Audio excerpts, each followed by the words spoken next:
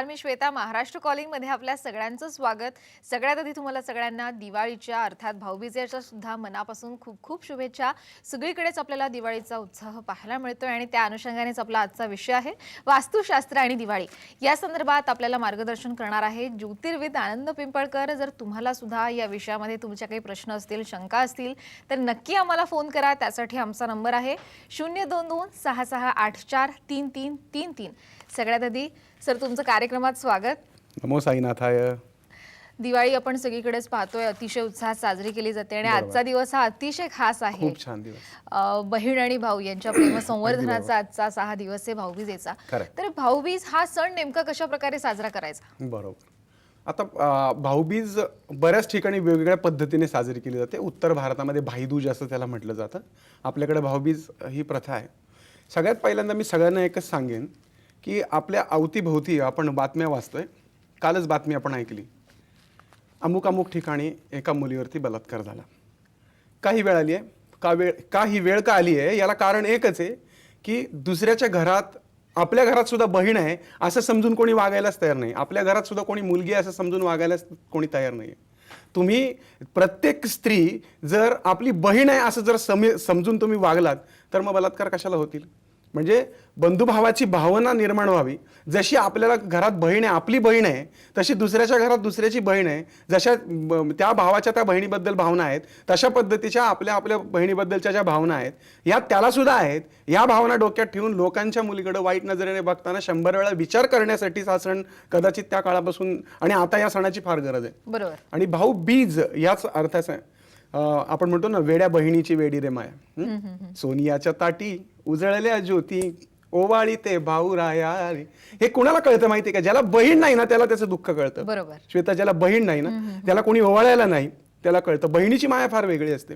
म्हणजे तुला सांगतो, मुलगी जर घरामध्ये असेल तर एक प्रकारचं चैतन्य असतं घरामध्ये. मला या बाबतीत नेहमी मला एक मुलगा आहे, म्हणजे इतक्या वैयक्तिक पातळीवर खरं बोललं नाही पाहिजे पण सांगतो. मुलगी व्हावी म्हणून माझ्या पत्नीने बालाजीला नवस केला होता आणि तिने टक्कल केलं स्वतःचं मुलगी झाल्यानंतर. आज घरामध्ये मुलगी झाल्यानंतर माझ्या मुलाला एक बहीण आली, पण आम्ही 4 जण भाऊ, पण मला बहीण नाही. त्यामुळे बहिणीची जी कमतरता काय असते ती मला नेहमीच जाणवली. आणि म्हणून ज्याच्या घरामध्ये बहीण आहे त्याचं कदाचित महत्त्व नसेल म्हणून काही वेळा काही भाऊ आपल्या बहिणींना विनाकारण शिव्या देतात, सतत शिव्या देतात. आजकाल मी पाहतो त्या इस्टेटीवरनं तर एवढी मारामार चालू असते, सख्ख्या बहिणींची एवढी विटंबना करत असतात. तर या गोष्टी कुठेतरी टाळाव्यात या हेतूने भाऊबीजेचा सण हा फार पूर्वीपासून सुरू झालेला आहे. आणि तुम्हाला मी मागच्या कार्यक्रमात पण सांगितलंय की भाऊबीजेचा हा सण सुरू केलाय कोणी माहिती का? यमानी. यमानी याची सुरुवात केली. त्याची बहीण यमी किंवा यमुना आपण तिला म्हणतो. आज यमुनेमध्ये स्नान करण्याचं भयंकर महत्व आहे. यमुना नदीच्या तीरावरती स्वयंपाक करते बहीण आणि तो स्वयंपाक तो भाऊ त्या यमुनेच्या तीरावरती प्राशन करतो, जेवतो. त्यामुळे त्याला नरक यातनातून मुक्ती होते असं शास्त्रात लिहिलंय. आता महाराष्ट्रामध्ये यमुना नदी वगैरे किंवा असं तो काही विषय जरी नसला तरी आजच्या दिवशी बहिणीने भावाला जीव घालणं, सकाळी अभ्यंग स्नान घालणं याला अत्यंतिक महत्व आहे. आता ज्या बहिणींना आज भावांना जीव घालता येत नसेल त्यांनी इतर कोणत्याही दिवशी त्याला घरी बोलून पुन्हा एकदा ओवाळून त्याला जर तुम्ही जीव घातलत मायेने तर तुमची नरक यातनातून सुटका होईल असं यमाने यमीला वचन दिलेलं आहे. आणि म्हणून यमतर्पण, यम अर्घ्यदान या गोष्टी आज केल्या जातात. यमाचं पूजन केलं जातं. तुम्हाला माहिती आहे की तुम्ही धनत्रयोदशीच्या दिवशी मी मागच्या कार्यक्रमात सांगितलं होतं की तुम्ही यमाला दिवा लावा, यमाची पूजा करा. तुम्ही केला असणारच आहे. जर नसेल कला तर आज संध्याकाळी तुम्ही यमाचं पूजन करू शकता, पण आज दिवा लावायचा नाही. आज तुम्ही भाऊबीज झाली, तुमची बहीण भावांना ओवाळणी झाली, त्यानंतर तुम्ही सगळे बहीण भाऊ सगळं कुटुंब बाहेर जाऊन घराच्या दक्षिण दिशेला तोंड करून तुम्ही हळदी कुंकू व्हावा, हात जोडून नमस्कार करावा.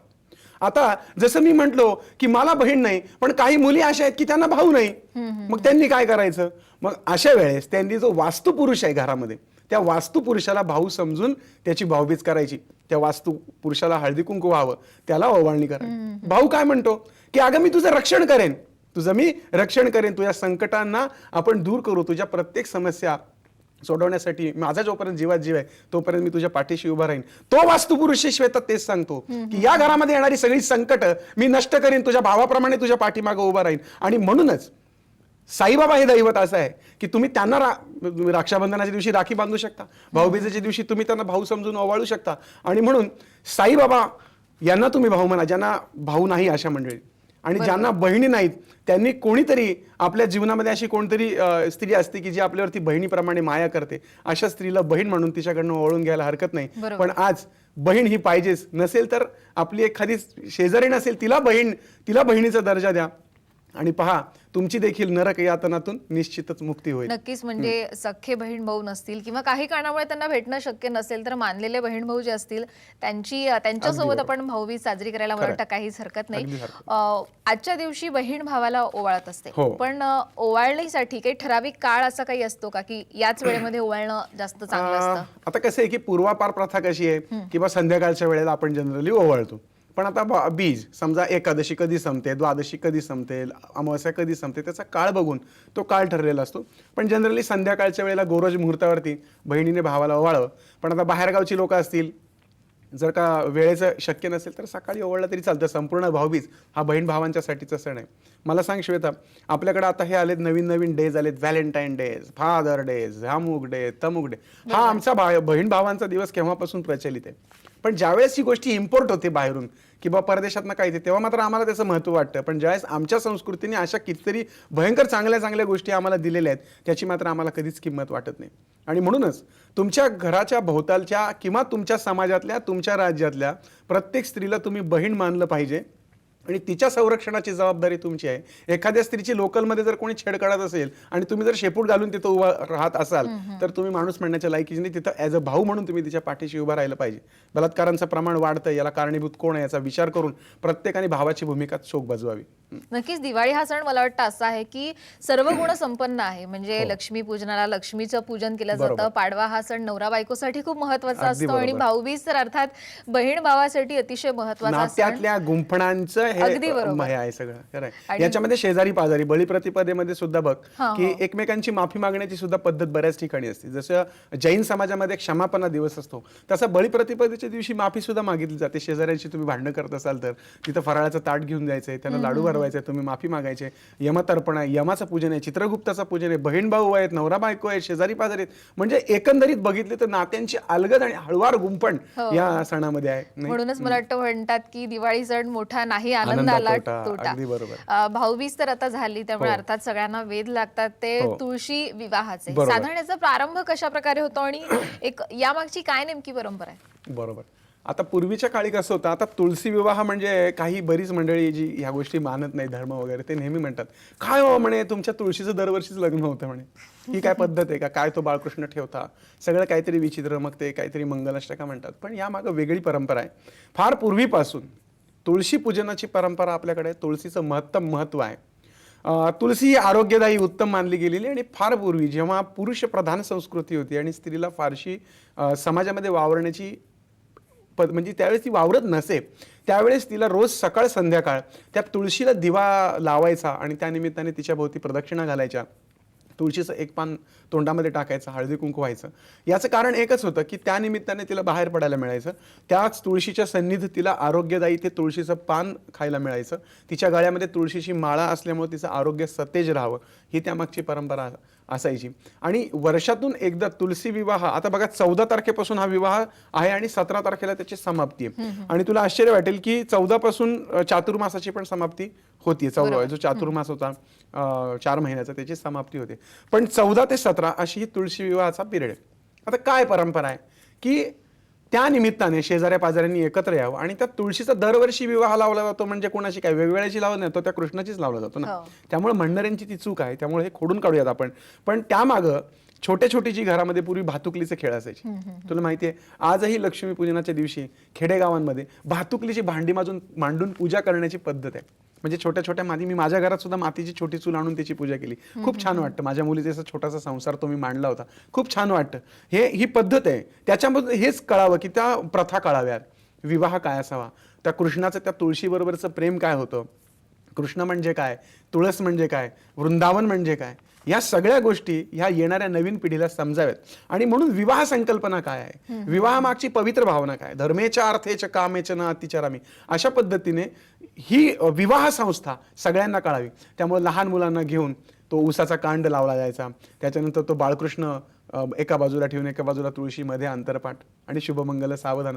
मग जेवणावळी पण पूर्वी व्हायच्या किंवा दिवाळीचा जो फराळ आहे तो वाटला जातो.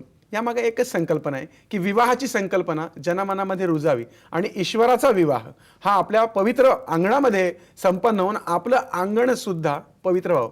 असं म्हणतात की बलिप्रतिपदा ज्या दिवशी असते त्यानंतर दिवाळीचे हे पूर्ण दिवस विष्णू तत्व म्हणजे पृथ्वी तत्व पृथ्वीवरती अंमलात आलेलं असतं, म्हणजे विष्णूचं तत्व असतं. म्हणून तर पाडव्याच्या दिवशी मांसाहार कधी करू नये असं म्हणतात, कारण त्या दिवशी जो माणूस मांसाहार करतो त्याच्या तामस गुणांची प्रवृत्ती वाढते आणि वर्षभर त्याच्यामध्ये प्रचंड तामस गुण असतात. आणि म्हणून बलिप्रतिपदेच्या दिवशी बऱ्याच लोकांना भाऊबीजेच्या दिवशी बलिप्रतिपदेच्या दिवशी मांस मटण खाण्याची सवय असते. तर भाऊबीज झाली किंवा ह्या गोष्टी शक्यतो मांसाहार टाळला पाहिजे. त्यानंतर भरपूर पुढे वर्ष पडलेलेच आहे, पण ह्या दोन गोष्टी तर टाळल्या पाहिजेत. आणि त्याच्यामध्ये हे तुळशी विवाहाचे जे दिवस आहेत हे काही ठराविक दिवस, याच्यामध्ये तुळशी विवाहाची परंपरा आपल्याला आजकाल पाहतो वेळ नाही. आता तर तुळशीच नाहीत, तुळशीच नाहीत. म्हणजे घरामध्ये एकतर फ्लॅटमध्ये राहतात तिथे म्हणतात आम्हालाच राहायला जागा नाही, आम्ही तुळस कुठं ठेवा याची. पण तुम्ही तुमच्या घराच्या त्या फ्लॅटच्या गॅलरीमध्ये ठेवू शकता किंवा कुठेही ठेवू शकता, ज्याला करायचं तो काही करू. मी तुम्हाला जुन्या विचारात ढकलत नाहीये, मी तुम्हाला काय 18व्या शतकात नेऊन सोडत नाही की बाबा आईनी फक्त त्या तुळशीच्याच प्रदक्षिणा घालाव्या, पण तिने आरोग्यदायी राहावं म्हणून त्या तुळशीचं संधीत ठेवायला काय हरकत आहे. नक्कीच अनेक जी जुनी परंपरा आहे ती आजच्या काळामध्ये कशा प्रकारे आपल्याला जपता येऊ शकते याबाबत खरं तर सरांकडनं आपण अजूनही मार्गदर्शन घेणार आहोत. तुम्ही सुद्धा या चर्चेमध्ये सहभागी होऊ शकता. यासाठी तुमचे काही प्रश्न असतील, शंका असतील तर आम्हाला फोन करा 022-6684-3333 या क्रमांकावर. इथे घेणार आहोत एक छोटासा ब्रेक. कुठेही जाऊ नका, पाहत रहा महाराष्ट्र कॉलिंग.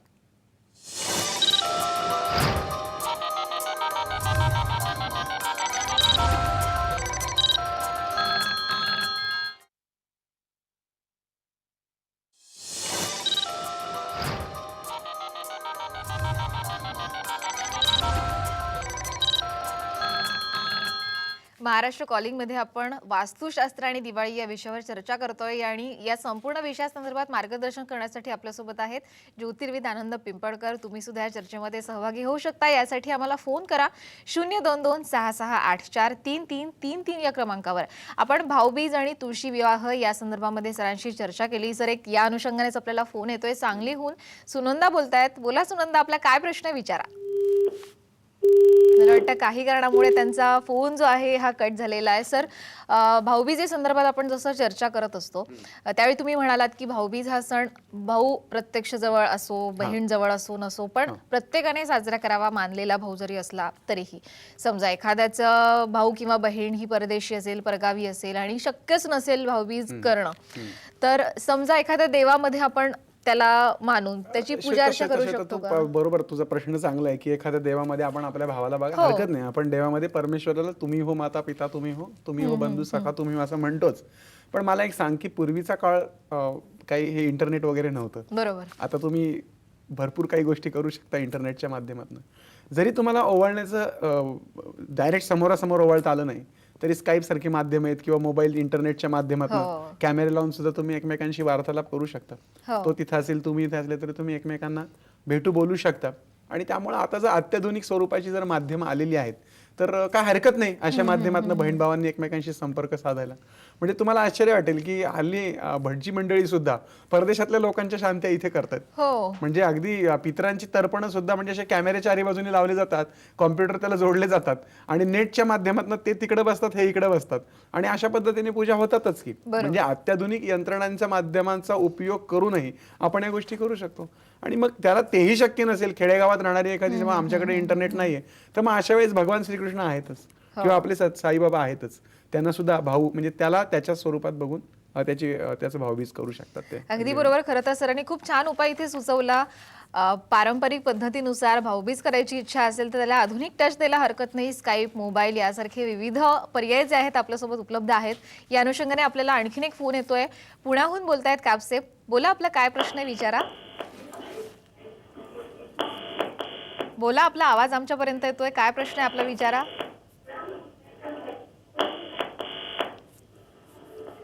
कापसे, बोला, आपला काय प्रश्न आहे. हा, बोला बोला. नमस्कार, बोला. मी पुण्यावरून चंद्रकांत हा, बोला दादा. 2 दिवसापूर्वी आपल्या घरी पण आलो होतो कॅलेंडर न्यायला. आणि माझी ईशान्य दिशा कट आहे, दक्षिण दार आहे. अच्छा अच्छा अच्छा अच्छा बरं बरं बरं ठीक आहे. चंद्रकांत दादा, ईशान्य दिशा कट असणं हे तितकंसं म्हणजे चांगलं नसतं. ईशान्य दिशा ही वास्तूचा मस्तक मानलं गेलेलं आहे आणि त्यामुळे ईशान्य दिशा जर कट असेल तर अशा वेळेस त्या माणसाच्या घरामध्ये किंवा त्या व्यक्तीच्या किंवा त्या घरात असलेली जी मुलं असतात त्यांची डोकी ठिकाणावर राहत नाही असं म्हणतात. त्यामुळे ईशान्य कोपरा ज्या दिशेने कट आहे त्या दिशेला आरसा लावणं, त्याशिवाय छताला एक अष्टधातूचं नवग्रहाचं पिरामिड लावणं, त्याच्या खाली एक स्वस्तिक पिरामिड लावणं, असे अनेक सारे उपाय आहेत. माझ्या आनंदी वास्तू पुस्तकामध्ये आहेत, तुम्हाला ते वाचायला मिळतील. किंबहुना नवीन जे कॅलेंडर आलेलं आहे आनंदी वास्तू त्याच्यामध्ये पण तुम्हाला हे बहुत सारे उपाय करता येऊ शकतात, वाचू शकता तुम्ही. आणि राहता राहिला प्रश्न दक्षिण दरवाजाचा. ज्यांचा घराचा दरवाजा दक्षिण आहे, दक्षिण दरवाजा दक्षिण आग्नेय कोपऱ्यात असेल तर अशा व्यक्तीला फार मोठ्या प्रमाणात धनसंपत्ती येते, पण घरामध्ये कटकटी, कलह आणि आजारपणाचं प्रमाण पण वाढतं. अशा वेळेस काही उपायशास्त्रकारांनी सांगितलेत ते म्हणजे कीर्तिमुख असतं. कीर्तिमुख, ते कीर्तिमुख दक्षिणेला तोंड करून, घराच्या बाहेर दक्षिणेला तोंड करून लावावं, किंवा पंचमुखी हनुमान असेल तर तो पंचमुखी हनुमान लावावा. रुद्राक्षाच्या माळेचं तोरण मुख्य दरवाजाला लावावं. हे तर ज्यांचा दरवाजा दक्षिण नाही ते पण लावू शकतात. आता दसरा दिवाळी झाली, आता मार्गशीर्ष महिना आहे, सगळ्यांनी आपल्या घराला रुद्राक्षाच्या माळेचं तोरण लावा. तुम्हाला खूप चांगला अनुभव येईल. मी म्हणतो फार चांगला अनुभव नाही आला तर मनाला कमीत कमी सुकून आणि शांती मिळते ते रुद्राक्षाचं तोरण बघून. नको ती प्लास्टिकची तोरणं लावण्यापेक्षा रुद्र, आणि फार स्वस्त असतं, ती तोरणं काही फार महाग नसतात. याशिवाय दरवाजाच्या आतून स्वस्तिक पिरामिड, लाकडाचा उमरा, उमऱ्याखाली चांदीची पट्टी, या गोष्टी तुम्ही करून तुमचा दक्षिण दरवाजा बॅलन्स करू शकता. पण ईशान्य कोपरा जो कट आहे त्याच्यावरती पर्याय काढणं गरजेचं आहे. नक्कीच. पुण्याहून असाच आणखीन एक फोन आपल्याला येतो. अश्विनी बोलतायत. बोला अश्विनी, आपला काय प्रश्न आहे विचारा. अश्विनी बोला. हा बोला बोला. हॅलो, दिवाळीची शुभेच्छा तुम्हाला सर्वांना. हो तुम्हाला बोला. सुद्धा. मला आता विचारायचं होतं की माझा जन्म 29 नोव्हेंबर 1988 आहे, तर माझ्या लग्नाबद्दल आणि नोकरीबद्दल विचारायचं होतं. अच्छा अच्छा 29 नोव्हेंबर 88. वेळ काय तुमची? वार मंगळवार. वेळ सांगा, वेळ. संध्याकाळी 6:40 6 आणि जन्म ठिकाण काय? पुणे, धनकवडी. बर. नाव काय? अश्विनी.